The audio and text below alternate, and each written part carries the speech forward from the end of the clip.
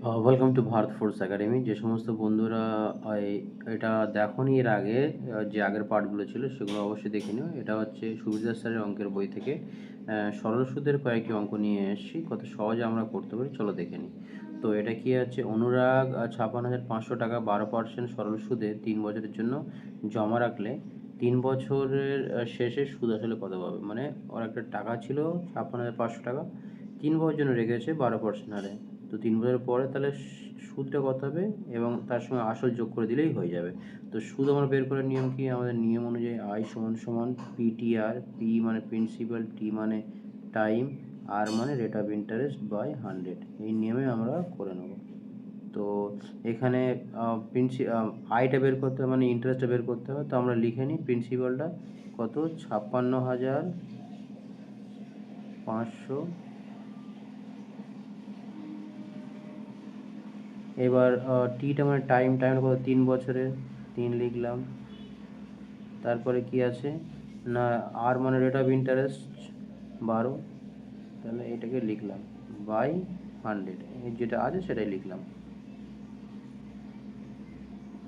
তো একটা জিরো কেটে দিলাম। তো এইগুলো 565 ইন্টু 3 ইন্টু 12, এইগুলোকে গুণ করলে কত হবে, 20,340। এগুলো গুণ করলে 20,340 হয়ে যাবে। তো এবার এটা কত, এটা কী বেরোলো বন্ধু, এটা সুদ বেরোলো। তো আমাদের আসল তো ছিল 56,500, তাহলে সুদ আসল মানে এইটা যোগ করে দিলেই হয়ে যাবে। তাহলে আমরা লিখে নিই 56,500, এটা যোগ করে দিই 56,500। এই ধরো উপর থেকে যোগ করলাম। আচ্ছা আমি আরেকবার লিখে দিলাম 56,500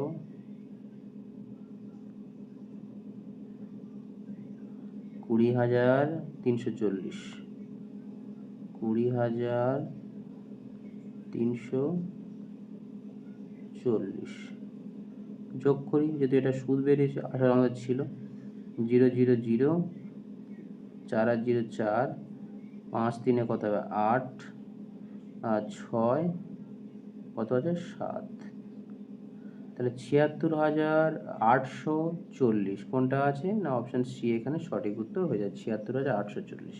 চলো পরের প্রশ্নটা দেখে নিই। এটা কি আছে বন্ধুরা, এটা অনেকে হয়তো গুলিয়ে ফেলবে, অ্যাকচুয়ালি এটা দিনের দিয়েছে, আগেরগুলো ছিল বছরের, এটা দিনের দিয়েছে একদিনের। তাহলে এই নিয়মটা কিন্তু একই রকমভাবেই করে নেবো, কোনো সমস্যা নেই, কোনো চিন্তা নেই। সেই আই সমান সমান পিটিআর বাই 100 দিয়ে আমরা করে নেবো। আই মানে কত, ইন্টারেস্ট কত বলে, সুদ 1 টাকা লিখলাম সমান সমান।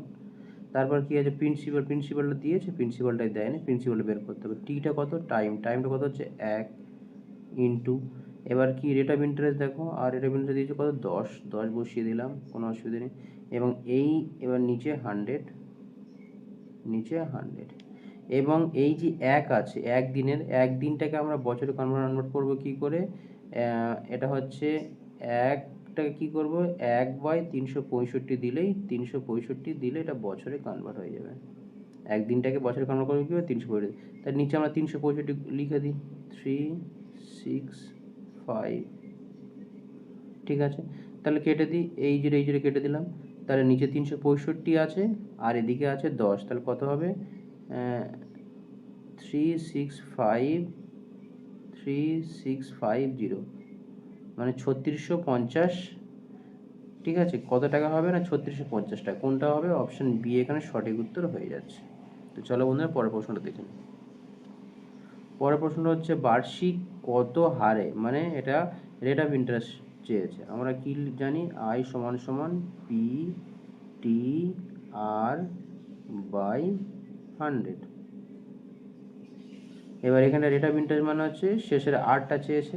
তাহলে আমরা আই, আর এই অঙ্কগুলো দেখে একদম ঘাবড়ে যাবে না, কারণ এটা এসএসসি সিজিএল মানে একটা বড় পরীক্ষা, এছাড়া অন্যান্য পরীক্ষাও আসতে পারে, যেমন ডাব্লিউবিকেপি, RPF, SSC GD, CISF rail, এই সমস্ত পরীক্ষা আসতে পারে। দেখে কিন্তু ঘাবড়ানোর কিছু নেই যে কীভাবে আমরা পড়বো, কোনটা আসল কোনটা সুদ। তো এরকম ধরনের অঙ্ক তখনই ধরে নিতে হবে যে যেটা বড় নিচে আছে সেটা কিন্তু কী হবে না আসল, আর যেটা উপরে আছে সেটা কী ধরে নেবো না সুদ। এরকমভাবে করলে কিন্তু আমরা করে নিতে পারবো। তো তাহলে আয় মানে হচ্ছে কত, সুদ 9 টাকা, 9 লিখলাম সমান সমান, আসল কোনটা পি মানে কত 25, 25। এবার কি আছে, টাইমটা বার্ষিক মানে 1 ধরে নিই বা না ধরে নিই, কোনো অসুবিধা নেই। এবার রেট অফ ইন্টারেস্টটা তো দেয়নি, বার্ষিক বলতে এই 6 বছর ধরে, টাইম তো 6 বছর ধরে, 6 লিখে দিলাম। তাহলে রেট অফ ইন্টারেস্ট বের করতে হবে, নিচে কত দেবো 100, কেটে দিই 25, 25 4 100। এবার এখানে 2 দিয়ে কাটি, 2 দুগুণে 4, আর এখানে 3 দুগুণে 6, আর উপরে 3 আর উপরে 9 কাটা যাবে, 3 তিরিকে 9, উপরে 3 আছে মানে সমান সমান এই দিকে বাম দিকে, তোমাদের স্ক্রিনের বাম দিকে, তাহলে উপরে 3 আর নিচে 2 গুণ করলে কত হয় বন্ধুরা 6%। কোনটা না অপশান সি এখানে সঠিক উত্তর হয়ে যাচ্ছে।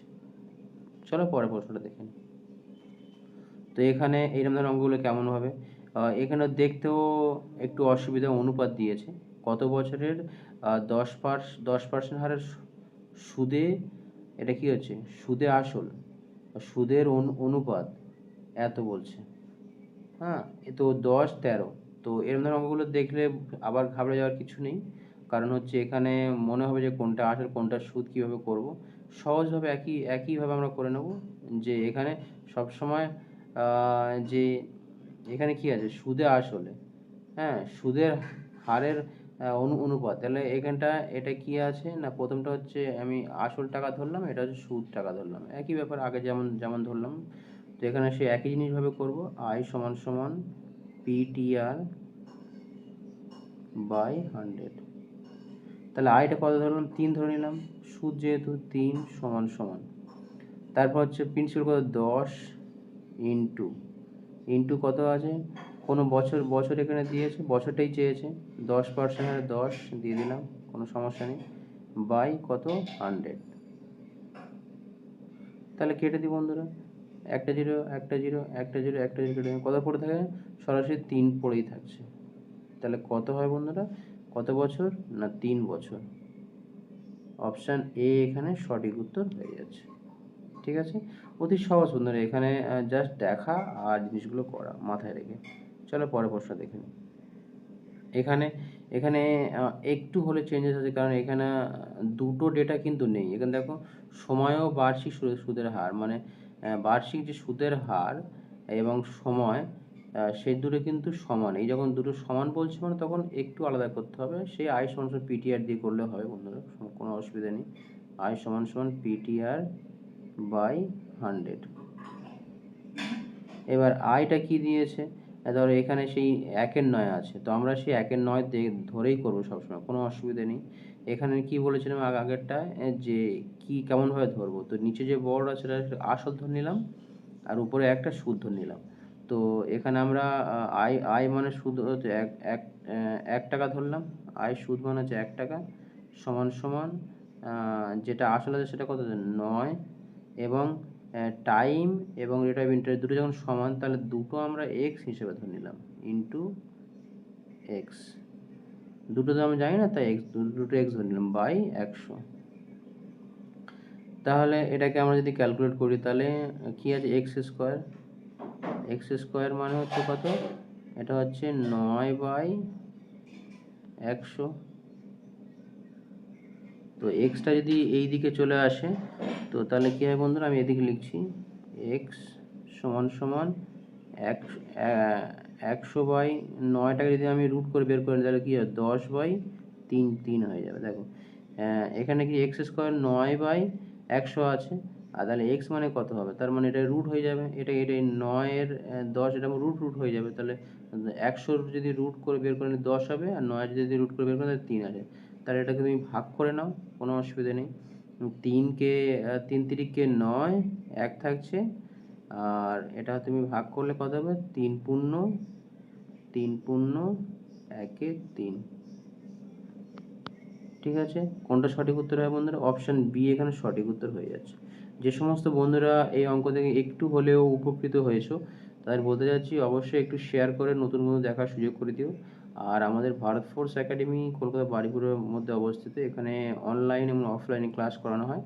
আর এছাড়াও যে সমস্ত বন্ধুরা দূর থেকে আসার চেষ্টা করছো বারুইপুরে, এখানে থাকার জায়গা আছে, তো আবাসিকের ব্যবস্থা আছে, তোমরা এসে পড়াশোনা করতে পারো। খুব কম এবং সাশ্রয়ের সঙ্গে পড়াশোনা করো। Thank you so much. জয় হিন্দ, বন্দে মাতরম। নেক্সট ভিডিও দেখা হচ্ছে।